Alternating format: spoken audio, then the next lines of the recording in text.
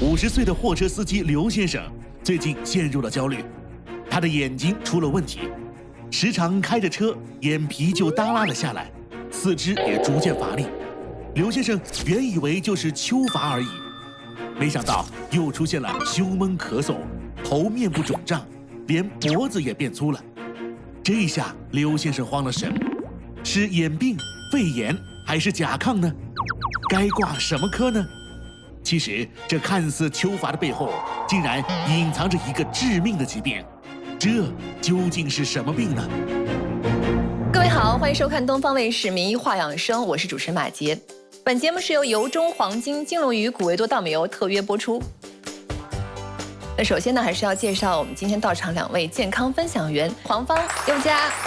好，我们刚刚看了刘先生，我们首先帮他梳理一下症状。首先，他是眼皮耷拉，然后四肢乏力，就感觉是不是秋乏？但是随后呢，又出现了咳嗽、胸闷、面部肿胀、脖子粗大。你们觉得他应该去看什么科？咱们说春困秋乏夏打盹儿，这个秋乏吧，他眼皮耷拉，是不是年纪大了这个衰老的一种现象，也是眼皮耷拉？很多人对不对？年纪越来越大，这个双眼皮这儿就越来越往下掉。而且他又是货车司机，我觉得视力对他很重要，这影响安全行驶啊。怎么样也应该先去看看眼科。我觉得吧，货车司机真的很累，他一直是感觉脖子不停的要咯啦咯啦的响一响，就是因为他长时间保持一个姿势，对，颈椎就会很不舒服。我觉得颈椎不好也会引起乏力，应该去看，这算骨科。但是2位注意到没有，他后面还出现了一些症状，胸闷咳嗽，然后呢面部肿胀、脖子粗大，这些应该去看什么科？他的问题还真是很多，这个刘师傅真是不容易，好苦啊！你看现在咱们是秋天，马上就要冬天了，本身就是流感高发季节，然后他又胸闷咳嗽，这个是新冠肺炎的这个一些症状，不就是胸闷咳嗽吗？但是总体来说，感染新冠的这个概率还是比较小的。我在担心会不会也可能就是肺炎，看这个叫呼吸科吧，肺炎。面部肿胀呢，我身边有朋友类似的问题，是因为他甲状腺不太好。甲状腺出来就会这个脖子粗，是不是？对，脖子粗。对，听说过。甲状腺如果有问题，是内分泌科。到底这个刘先生应该去看哪一科呢？那像刘先生这样秋乏的背后，又隐藏着什么样的疾病呢？接下来呢，要请出我们今天的名医，他就是来自上海交通大学医学院附属仁济医院赵小金主任，有请赵主任。主持人好。你好。大家好。首先呢，我先不介绍啊，赵主任究竟来自哪个科，因为待会儿我们的刘先生这个疾病揭晓之后，我们再为大家一起来介绍。那我们还是要问一下这个我们的赵主任，刘先生秋乏的背后究竟是什么样的东西在捣鬼？是一个隐秘的一个肿瘤在捣鬼，隐秘的一个肿瘤在捣鬼。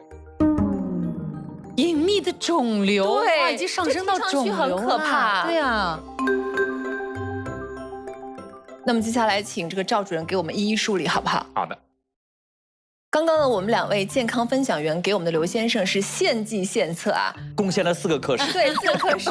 您觉得他们说的对吗？最终的答案是错的，但是呢，碰到这样类似的症状，跑了这些科室的可能性的确是有。那宥嘉首先说的是眼科，对吧？对啊。那我们先来看一下这个眼科。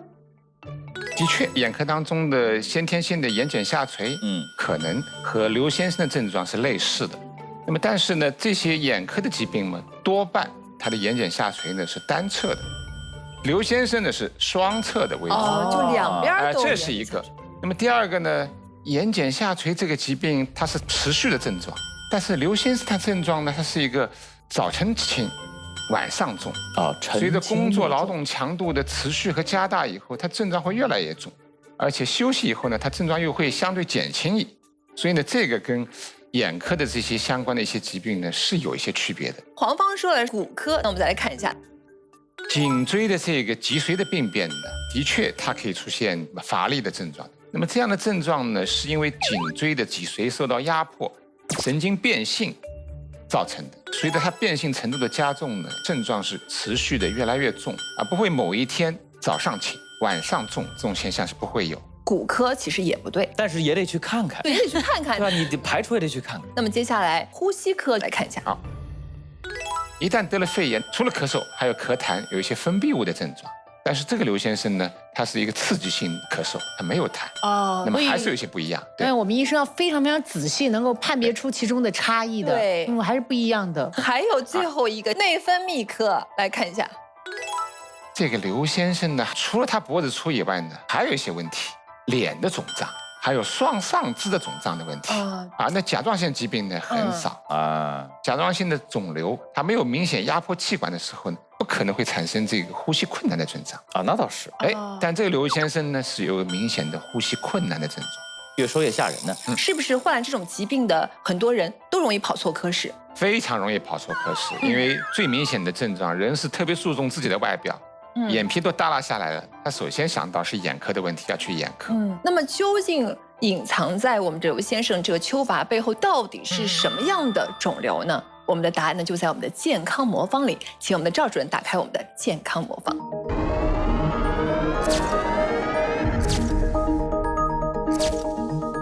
这是一个模型。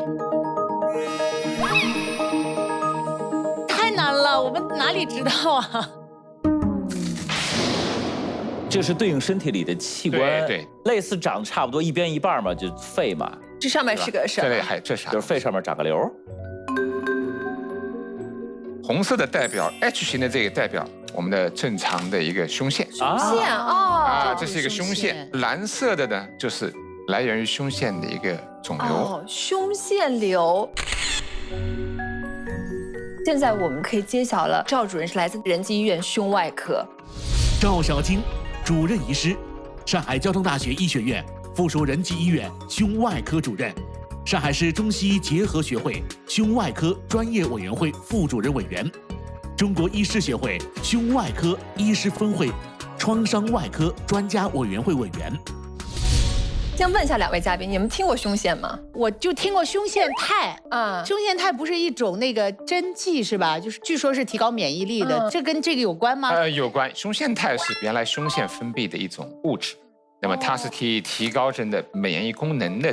那究竟什么是胸腺呢？比如说这个粉红色的这个气球代表胸腺，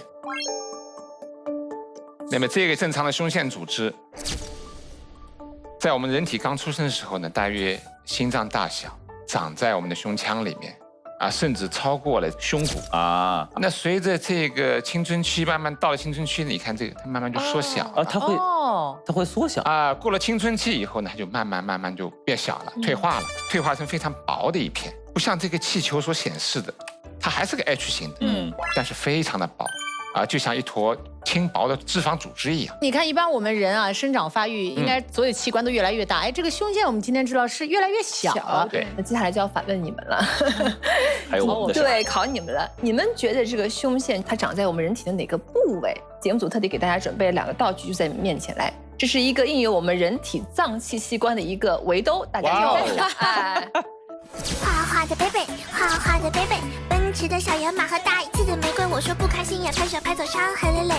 两位分别在自己的这个围兜上画出胸腺的位置，先敞亮的了解一下自己的各组织各方面的器官。这就是我的心肝脾胃肾，对吧？对，肺肝，哎呦，胃，我还看一下在哪儿呢？胸腺，对，感觉都认识，但是胸腺在哪儿呢？胸外科主任在这儿，肯定是在胸的附近，肯定是胸附近了。对，胸腺，对，肯定在胸部吧？你贴这儿啊？你中间，我就靠右边一点。究竟正不正确呢？你们先回到位置上。得嘞，来，先阐述一下各自的理由吧。我主要是因为它贴在了中间，所以我就只能换一个位置。其实你想贴哪儿呢？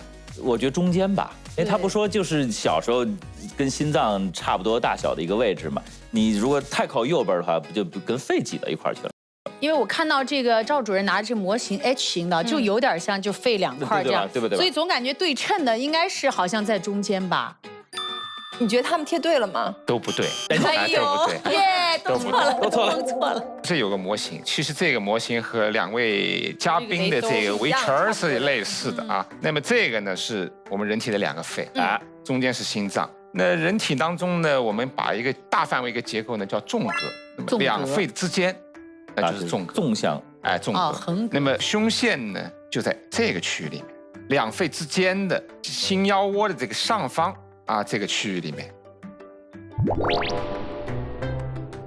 就是在这个地方，不是在这些血管的前方，心脏的上方。2位嘉宾都可以摸一下，就是我们人体正常的胸腔的正中有一根骨头，这根骨头我们叫胸骨。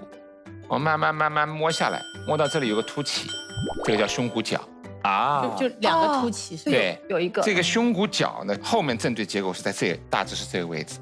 哦，那么胸腺呢就在这个角的上方，上面一点，后面这个区域里面。啊，那么原来很大，就是刚才所说的这个胸腺在这儿，慢的青春期慢慢的萎缩退化。那既然它退化，是不是意味着胸腺其实没什么作用？对呀，我想如果它退化，就跟我们阑尾似的。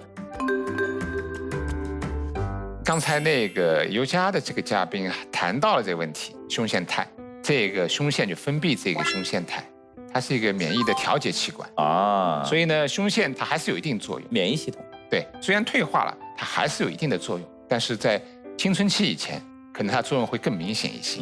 但是，一旦胸腺上长瘤就很麻烦了，对不对？是，对，就是因为它这个隐藏的比较深，所以它这个早期症状，我觉得可能不是很明显。是的，因为这个胸腺长在这一个特别狭小的一个区域里面，而前方就是刚才我们所说的是一个胸骨。打开都费劲，对吧？对，要很深的里面。那么这个后方就是脊柱，所以呢，正常的拍个胸片呢，全挡住了，都很难看全都前后都重叠在一起，是非常不容易发现。这样，如果有一些轻微的异常或者长了特别小个瘤，是完全被遮盖住了。那做 B 超呢 ？B 超因为前面有胸骨挡着，B 超也超不到，也超不到。所以呢，的确发病的是相对是隐匿的，瘤体非常小的时候。还没有产生症状的时候，那么这个非常不容易发现。对，您刚刚提到一个非常重要的问题，就是瘤体比较小的时候，我要问一下2位健康分享员，你们觉得这个瘤体长到多大的时候就可能会被发现了？我认为它得长到一个相当大的程度才能被发现，不像你这个瘤如果长在，说实话别的地方可能有一点儿，我以前比方说2、3公分什么就能看见了，拍 CT、B 超就能看见，这个是不是得长到个5、6公分、6、7公分那么大？要不看不见呀，它隐藏得很深。但我是觉得这个地方没那么多空间给它长，挤总是有的。这本来就很挤，对，对，那倒也是。我估计跟葡萄差不多大小。啊，您觉得跟葡萄差不多？那样直径大概就是2公分，5、6公分，那不是很大了？你那就是核桃，差不多。我觉得我是葡萄，我觉得要。他们说的对吗？长成葡萄大小呢是不容易产生症状，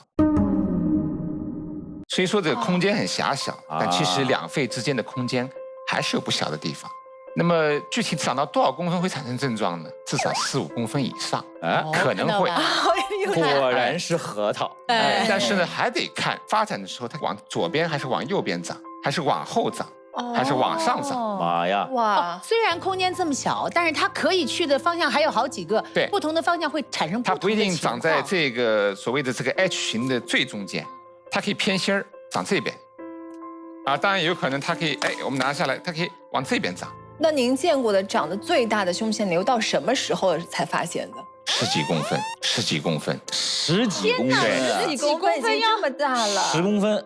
身体里长一个这么大的东西，就是那个时候他才发现自己长了胸腺瘤。对，其实刚刚我们说到刘先生，他有这个眼皮耷拉的症状，我就特别想知道，像眼皮耷拉这种情况是压迫到胸腺瘤的哪一个神经了？它不是压迫神经。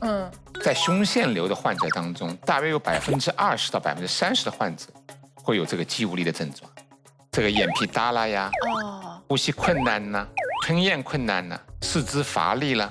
这些症状的产生不是因为它压迫了什么东西，胸腺瘤本身很有可能会分泌一些物质，而这些物质呢，导致我们的这个神经的末梢和肌肉这个接头这个地方，那么导致呢肌肉不能持续放电了，不能放电以后呢，肌肉无法正常收缩了，所以呢产生肌无力了，产生肌无力的症状，就像我们的手表，肯定是用发条带动齿轮的这个运转。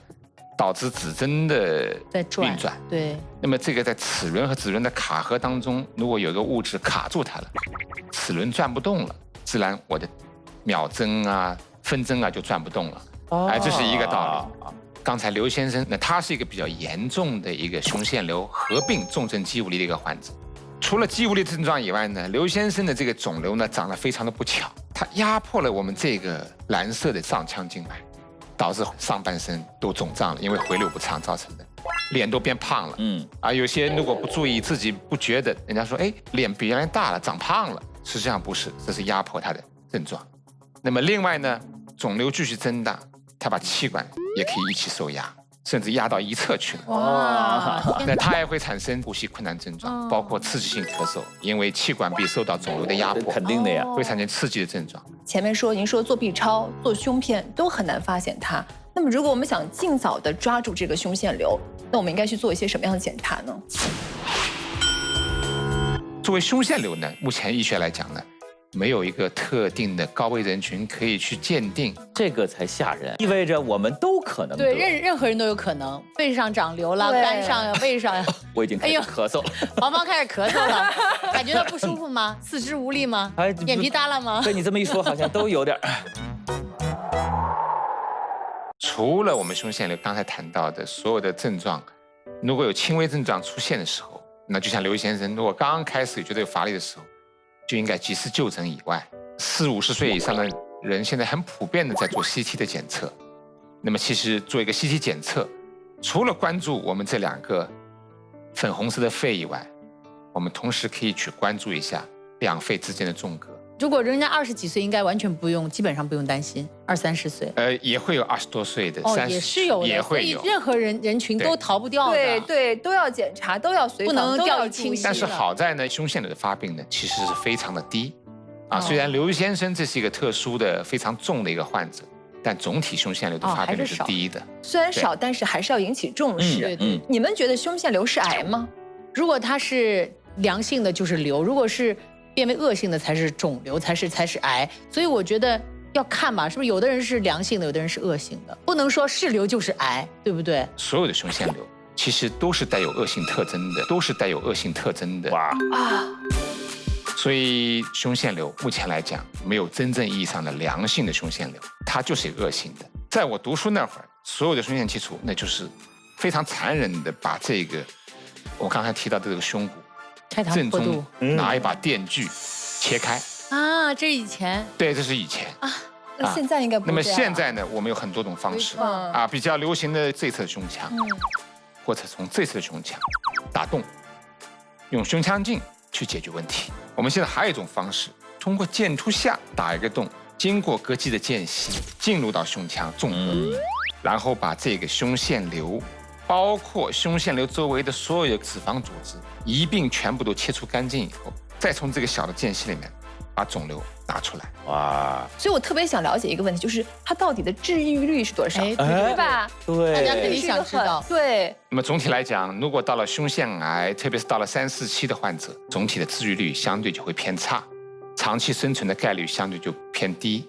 但是如果是一个分期非常早的，那么这些总体的治愈率还是相当的高，比那些偏晚期的肺癌，它的治愈率、它的长期生存的效果要好很多。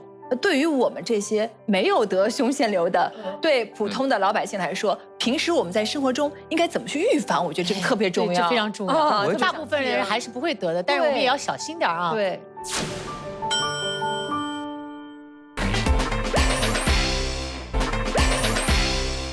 本节目是由由中黄金金龙鱼古维多稻米油特约播出。